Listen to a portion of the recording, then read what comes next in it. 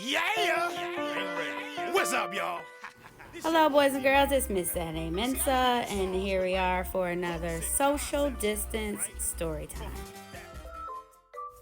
Welcome back, boys and girls. Today's story is called When I Grow Up, and the author is actually a very well-known artist named Yankovic, or as I and perhaps your parents know him as Weird Al. But this is a story about a young boy who is excited to share with his class all of the things that he wants to be when he grows up. Now, I know that career day would have taken place had we not been sheltering in place due to COVID-19, but why not have a story about career day? So here's our story today: what I want to be when I grow up. When I Grow Up by Al Yankovic. Illustrations by Wes Hargis. I waited so long for the hours to pass, but soon it was noon there in Miss Krupp's class, and Thursday at noon, as I'm sure you know well, is the time of the week when we do show and tell.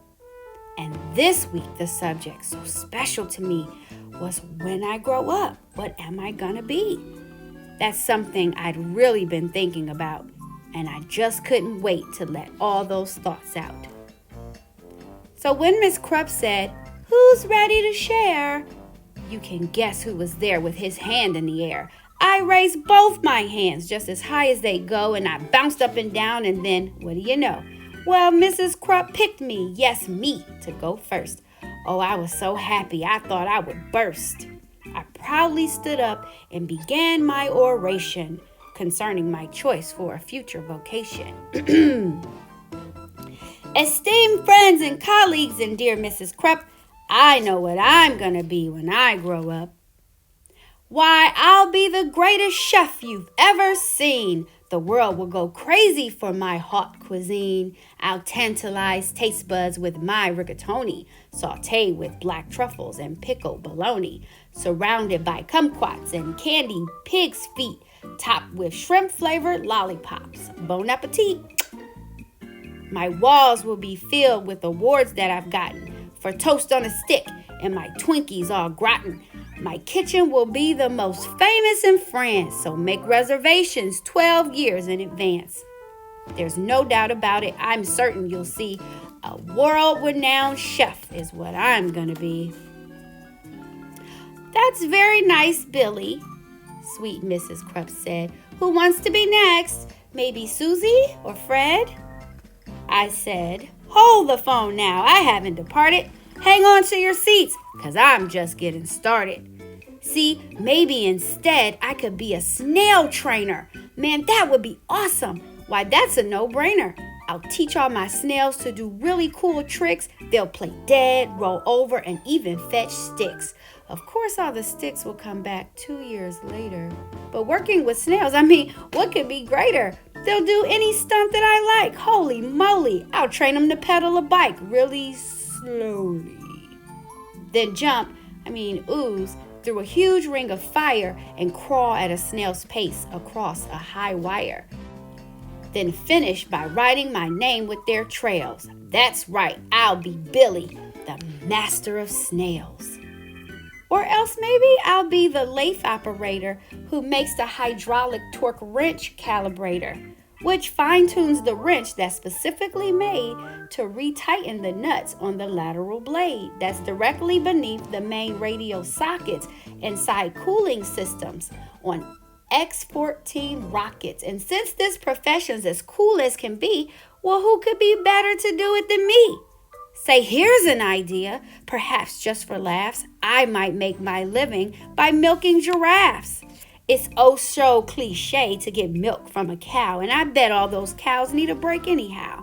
Imagine me milking way up in the air. I'd use a tall ladder instead of a chair. What? Milking giraffes? Mrs. Krupp said. Oh, please, I countered. How else could we make giraffe cheese? Now, don't interrupt me. I'm really not through yet. There's still lots of stuff that I'm planning to do yet. 'cause maybe I'll be a gorilla masseuse or an artist who sculpts out of chocolate mousse, or a rodeo clown, or a movie director, or maybe professional pickle inspector, or a big sumo wrestler, or hedge fund investor, or smelly pit sniffing deodorant tester. Or I'll be an expert on nuclear fission, or else a foot model, or friendly mortician, or waiter, or skater, or master debater, or dinosaur dusting museum curator, or TV repairman, or sidewalk sign waver, or part-time assistant tarantula shaver. And that's about when Miss Krupp said, "Now, Billy, please make up your mind. This is getting quite silly. Which one of those things are you going to choose?" I shuffled around and I looked at my shoes. And finally I said, "My great-grandfather Bob's been a whole lot of things, had a whole bunch of jobs. A butcher, a barber, a bellman, a bouncer, a telephone psychic, and bingo announcer.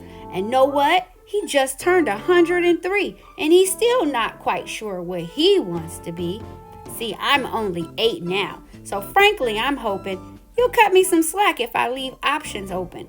Let's just wait and find out what my future brings. Hey, I might have time to do all of those things."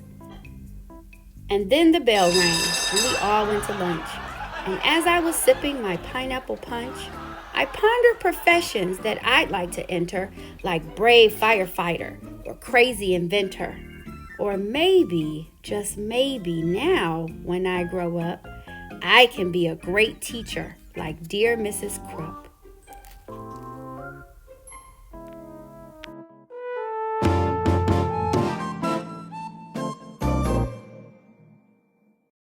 Well, boys and girls, I guess Billy just may never figure out what exactly he wants to do. Maybe he'll be like his great-grandfather and just have lots and lots and lots of jobs. Have you decided what you might want to do with your life? I know when I was your age, I knew I wanted to be a teacher, and that's just what I did. But sometimes our thoughts change. Have you been thinking about what you want to be when you grow up?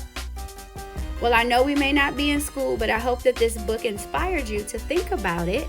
And while you're at home, maybe start doing some research on what types of things you need to do now that will prepare you for your future in the career that you choose. If you'd like to share it with me, I'd love to read your comments below. So please share with me, what do you want to be when you grow up? Until next time.